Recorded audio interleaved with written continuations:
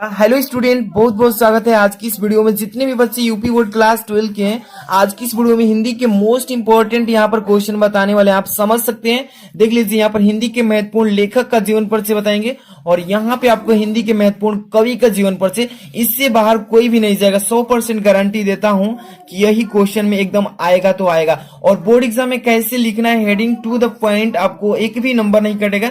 3 number का full number में full number आपको मिल जाएगा। तो यहाँ पे बताएंगे लेखक का और यहाँ पे आपको बताने वाले हैं कवि का। तो वीडियो को पूरा अंत तक देखिए, वीडियो को लाइक कर दीजिए। ऐसे ही मोस्ट इंपोर्टेंट क्वेश्चन पाना चाहते हैं तो चैनल को तुरंत सब्सक्राइब करके बेल आइकन प्रेस कर लीजिए ताकि कोई भी वीडियो मिस ना हो। सबसे पहले मैं बात करता हूँ आप लोगों के लिए छोटा सा कोटी है, इसको ध्यान से सुनिएगा कि खोल दे पंख मेरे कहता है परिंदा, खोल दे पंख मेरे कहता है परिंदा, अभी और उड़ान बाकी है, अभी और उड़ान बाकी है, जमीन नहीं है मंजिल मेरी, जमीन नहीं है मंजिल मेरी, अभी पूरा आसमां बाकी है। अपने लक्ष्य की तरफ फोकस करें, यानी कि अपने बोर्ड एग्जाम की तरफ टारगेट को फोकस करें।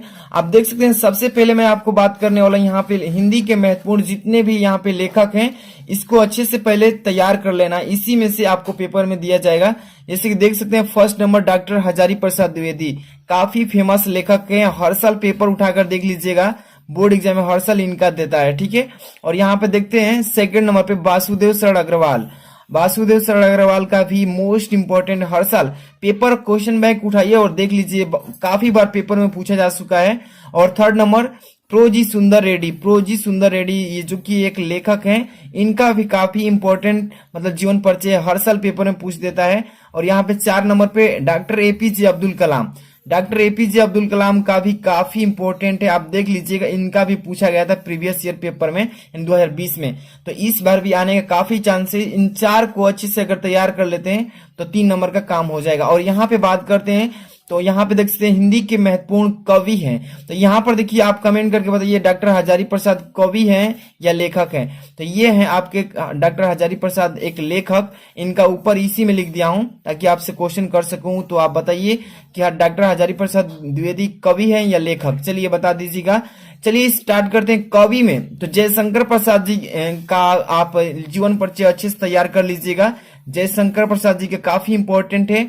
यहाँ पर महादेवी वर्मा जी का, महादेवी वर्मा जी का भी अच्छे से तैयार कर लीजिए, जो कि कवि है। इनका भी जीवन परिचय हर साल पेपर में पूछता है। इसके बाद मैथिली शरण गुप्त जी का आप अच्छे से तैयार कर लीजिए, काफी इंपॉर्टेंट बताया जा रहा है मैथिली शरण गुप्त जी का। इसके बाद रामधारी सिंह दिनकर, रामधारी सिंह दिनकर जी का भी आप, ये कवि है, इनका भी अच्छे से तैयार कर लीजिए। चलिए अभी मैं बात करता हूँ यहाँ पे लेखक का जीवन परिचय। ज्यादा नहीं लिख करके भी थोड़ा सा भी अगर लिखते हैं तो यहाँ पे फुल नंबर आपको मिल जाएगा। बहुत सारे बच्चे पूछ रहे थे सर पूरा ज्यादा लिखना पड़ेगा तभी मिलेगा या थोड़ा कम भी लिखेंगे तो आपको मैं बता दूं यहाँ पे फुल डिटेल उनका क्या देना है। अगर उसे अच्छे से लिख लेते हैं तो आपको नंबर फुल मिलेगा। जैसे कि डॉक्टर हजारी प्रसाद द्विवेदी पर मैं यहाँ पे बताता हूँ जीवन परिचय कैसे लिखना है। जैसे प्रश्नोत्तर संख्या 5 का क में ये पूछेगा लेखक का आपका जीवन परिचय। आपको यहाँ पे जैसे कि थर्ड नंबर ऑप्शन पर है तो यहाँ पर डॉक्टर हजारी प्रसाद द्विवेदी आपको टॉपिक ऊपर लिख देना है टॉप में, और यहाँ पे जीवन परिचय हेडिंग डालना है और यहाँ पे लिखना उनका जीवन से रिलेटेड जो इंपॉर्टेंट तथ्य है उसको लिखना है। जैसे कि आचार्य हजारी प्रसाद द्विवेदी का जन्म सन 1907 ईस्वी को बलिया जिले के दुबे के छपरा ग्राम में हुआ था, ठीक है। तो यहाँ पे अच्छे से उनका पहले नंबर की किस सन में हुआ था और उन कहाँ पर मतलब जन्म लिए थे, किस गांव में, ठीक है। तो ये चीजें उनको अच्छे से तैयार करना है उन जीवन परिचय में कि आचार्य हजारी प्रसाद द्विवेदी का जन्म सन 1907 ईस्वी को बलिया जिले के दुबे के छपरा गांव में हुआ था। पिताजी का नाम अनमोल द्विवेदी, तो ध्यान से देखिएगा, उनके पिताजी का नाम अच्छे से तैयार कर लेना है। पिताजी का नाम अनमोल द्विवेदी और माता का नाम ज्योतिषमती, ठीक है, ज्योतिषमती था। अब देखिए द्विवेदी जी सरयू पाणी ब्राह्मण थे। द्विवेदी जी जो थे एक सरयू पाणी ब्राह्मण थे। इनके बचपन का नाम, यहाँ पर देखिए बचपन है, ठीक है, इनके बचपन का नाम वैद्यनाथ द्विवेदी था। इनके बचपन का नाम क्या था, वैद्यनाथ द्विवेदी। तो आपको जो वही याद करना है जो इम्पोर्टेंट है ना। यहाँ पर देखिए 18 मई सन 1979 ईस्वी, ठीक है, को हिंदी का यह महान पुत्र स्वर्ग में लीन हो गए। तो इतना लिख लेंगे आप जीवन परिचय में कि कब जन्म लिए थे, कहाँ पर जन्म लिए थे, गांव का नाम, ठीक है, और उनके पिताजी का नाम क्या है, उनके माताजी का नाम क्या है, ठीक है, और बचपन में उन्होंने क्या क्या मतलब की चीजें किए हैं। ये चीजें उसमें डाल देना है, और लास्ट में वो डालना है कि उनकी मृत्यु किस तारीख को किस सन में हुई थी। ठीक है, तो 18 मई सन 1979 ईस्वी को हुआ था। ठीक है, तो ये चीजें जीवन परिचय में डालना। अभी आगे देखिए, पेपर में पूछता है कि साहित्यिक परिचय देते हुए जीवन परिचय को लिखना है। ठीक है, तो साहित्यिक परिचय अगर नहीं लिखते हैं तो 1 नंबर काट दिया जाएगा, इसलिए साहित्यिक परिचय पर भी ध्यान देना है। आचार्य हजारी प्रसाद द्विवेदी जी का हिंदी, देखिए आचार्य हजारी प्रसाद द्विवेदी जी का हिंदी साहित्य के अंतर्गत आलोचना तथा निबंध के क्षेत्र में अविस्मरणीय योगदान है। तो देखिए आचार्य हजारी प्रसाद द्विवेदी जी जो है हिंदी साहित्य के अंतर्गत आलोचना तथा निबंध के क्षेत्र में, आलोचना और निबंध के क्षेत्र में अविस्मरणीय, जिसको कभी भूला ना जा सके, मतलब भुलाया ना जा सके, उनका योगदान उसमें ज्यादा है। अब देखिए सन 1930 में, देखिए सन 1930 ईस्वी में काशी हिंदू विश्वविद्यालय से ज्योतिषाचार्य की उपाधि भी, तथा 1949 ईस्वी में लखनऊ विश्वविद्यालय से डीलिट की उपाधि प्राप्त की। ठीक है, तो ध्यान से देखिए 1930 में उन्होंने उपाधि किसकी लिया था, यहाँ पर विश्वविद्यालय से ज्योतिषाचार्य की उपाधि लिया था, और 1949 ईस्वी में लखनऊ विश्वविद्यालय से डीलिट की उपाधि ली थी। ठीक है, तो ये चीजें साहित्यिक परिचय में देना है।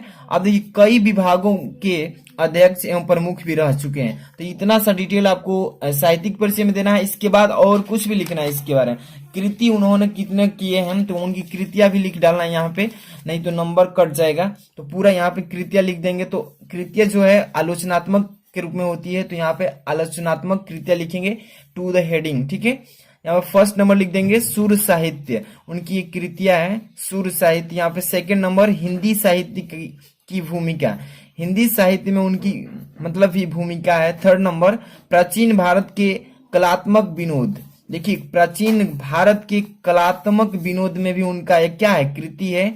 अब यहाँ पे 4 नंबर कबीर भी उनकी कृति। यहाँ पे 5 नंबर नाथ संप्रदाय भी है। 6 नंबर कालिदास की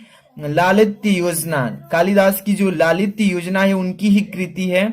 यहाँ पे 7 नंबर हिंदी साहित्य का उद्भव एवं विकास, हिंदी साहित्य में उद्भव और विकास उनकी ही कृति का। ठीक है, यहाँ पे उनका अगर आप निबंध संग्रह भी लिखना चाहते हैं तो कोई बात नहीं, लिख सकते हैं, नहीं तो कृतियां इतना लिख के भी छोड़ सकते हैं तो आपको फुल नंबर मिल जाएगा। तो यहाँ पर निबंध संग्रह भी लिख सकते हैं, जैसे कि कल्पलता, अशोक के फूल, कुटज, विचार और बिनक, विचार प्रवाह, ये उनकी क्या है तो निबंध संग्रह। उपन्यास भी लिख सकते हैं, जैसे बाणभट्ट की आत्मकथा, ये उनका ही उपन्यास है। अनामादास का पोथा, ये उनका ही उपन्यास है। यहाँ पे पुनर्वा, ये भी उनका ही उपन्यास। चारुचंद लेख, ये भी उनका उपन्यास। तो इतना अगर लिखते हैं पूरा डिटेल में अच्छे से तो आपको 3 नंबर प्रोवाइड कर दिया जाएगा, दे दिया जाएगा। अब इसके बाद हम बात करते हैं आपके कवि के। तो ये आपके तो ऊपर डॉक्टर हजारी प्रसाद द्विवेदी एक लेखक हो गए, यहाँ पे कवि जयशंकर प्रसाद, महादेव वर्मा, मैथिली शरण गुप्त, रामधारी सिंह दिनकर, इनको अच्छे से तैयार कर लीजिएगा। इसके बाद मैं बता देता हूँ यहाँ पे एक और इम्पोर्टेंट जो कि हमारे हैं कवि कौन, तो देख सकते हैं भारतेंदु हरिश्चंद्र जी। भारतेंदु हरिश्चंद्र भी एक महान कवि हैं जो कि बोर्ड एग्जाम में पूछा जाता है, रिपीट किया जाता है इनका। जैसे भारतेंदु हरिश्चंद्र प्रश्नोत्तर संख्या 5 के ख नंबर में कवि क्या पूछता है, इस पर भी आपको 3 नंबर ही मिलता है। ओके, तो ध्यान से देखिए भारतेंदु हरिश्चंद्र जो टॉप में हेडिंग डाल देना है, इसका जीवन परिचय लिखिएगा यहाँ पे हेडिंग भारतेंदु जी का। यहाँ शॉर्टकट में भी लिख सकते हैं भारतेंदु हरिश्चंद्र जी का जन्म काशी के प्रसिद्ध वैश्य परिवार में हुआ। सन कितने में तो 1850 ईस्वी में हुआ।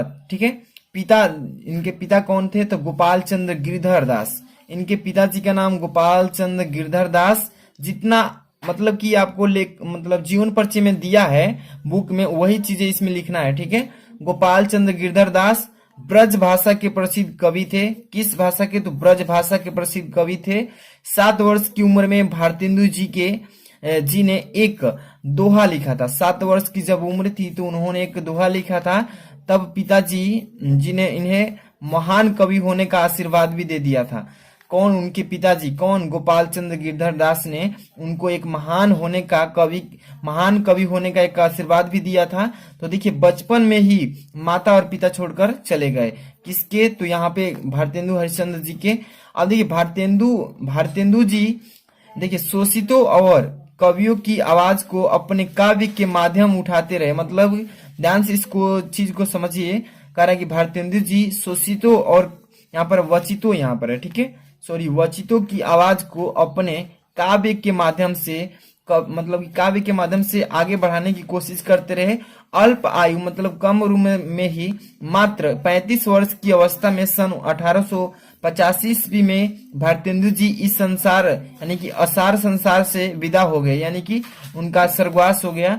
ऐसी काव्यांजलि रचनाकारों को हिंदी साहित्य संसार कभी नहीं भूलेगी। तो उनके जीवन परिचय में इतने चीजें को लिखना होगा। किनके? तो भारतेंदु हरिश्चंद्र जी के इतना लिख देंगे जीवन परिचय में। इसके बाद आपको साहित्यिक परिचय भी दे देना इसमें, ये साहित्यिक परिचय के रूप में, कि भारतेंदु जी के बृहत योगदान के कारण ही सन 1857 ईस्वी से 1900 तक, देखिए 1900 ईस्वी तक के मध्य समय को भारतेंदु युग के नाम से भी जाना गया।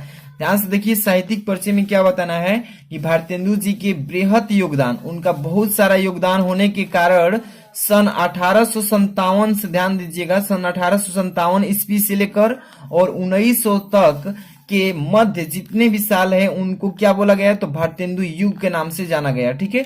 और यहाँ पर देखिए 18 वर्ष की अवस्था में भारतेंदु जी ने कवि वचन सुधा नामक पत्रिका भी निकाली थी, यानी कि प्रकाशित किया था। 18 वर्ष की अवस्था जब थी तो उन्होंने कवि वचन पत्रिका को भी प्रकाशित किया था। अब देखिए 20 वर्ष की अवस्था में, यानी 20 वर्ष की उम्र में ऑनरेरी, यहाँ पर देखिए ऑनरेरी, इसके बाद यहाँ पर ध्यान से देखिए ऑनरेरी मजिस्ट्रेट बनाए गए थे।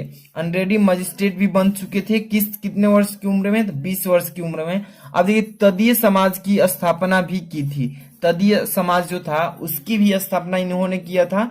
अब इसके बाद देखिए लास्ट में लिखना है, अतः भारतेंदु जी एक सफल नाटककार, प्रतिष्ठित संपादक और महान कवि के रूप में उपस्थित हुए थे, ठीक है। तो ये सारी उनकी लिख सकते हैं साहित्यिक परिचय में। अब इसके बाद यहाँ पे चलते हैं, देख सकते हैं प्रमुख कृतियां, उनकी भी प्रमुख कृतियां क्या है, तो ये चीजें उनको लिखना है। इसे प्रमुख कृतियां में लिख सकते हैं कि प्रमुख कृतियां इस प्रकार से हैं, कौन कौन से? फर्स्ट नंबर वैदिकी हिंसा हिंसा न भवती, ये उनकी प्रमुख कृतियां है। सेकंड नंबर सत्य हरिश्चंद्र, उन्हीं की कृति है। भारत दुर्दशा, उन्हीं की कृति है। नील देवी, उन्हीं की कृति है। अच्छे से तैयार कर लीजिएगा। अगर 10 नहीं लिखते हैं तो 5 भी लिख देंगे, कोई दिक्कत नहीं, ठीक है, फुल नंबर मिलेगा। कि कृतियां जरूरी नहीं है लेकिन 5 लिख दीजिएगा। प्रेम जोगिनी, ये भी उनकी कृति है। 6 नंबर विद्या सुंदर। 7 नंबर भारत जननी। 8 नंबर मद्रास, यहाँ पर 9 नंबर काल चक्र, यहाँ पे 10 नंबर प्रेम माधुरी एवं प्रेम, यहाँ पर प्रेम मालिक। ये 10 कृतियां बताया उनकी प्रमुख मतलब फेमस है जो उन्होंने लिखा है। तो इतना सा आपको जीवन परिचय में लिख देना है। ये कवि हैं आपके, और मैंने इधर बताया था जो ये आपके लेखक हैं। तो इन जितने भी मैंने बताया है लेखक और कवि का, इसको अच्छे से तैयार कर लेते हैं तो आपको बोर्ड एग्जाम में गारंटी देता हूं कि यहाँ पे 3 नंबर, यहाँ पे 3 नंबर, 6 नंबर कोई नहीं रोकेगा। देखिए अभी तक टेलीग्राम से नहीं जुड़े हैं तो जुड़ जाइए, वहां पे पीडीएफ भी सेंड कर देंगे, डिस्क्रिप्शन में लिंक दिए हैं। और सेकंड चैनल मेरा नहीं सब्सक्राइब किया है तो सब्सक्राइब कर लीजिएगा। मिलते हैं नेक्स्ट वीडियो में। Thanks for watching.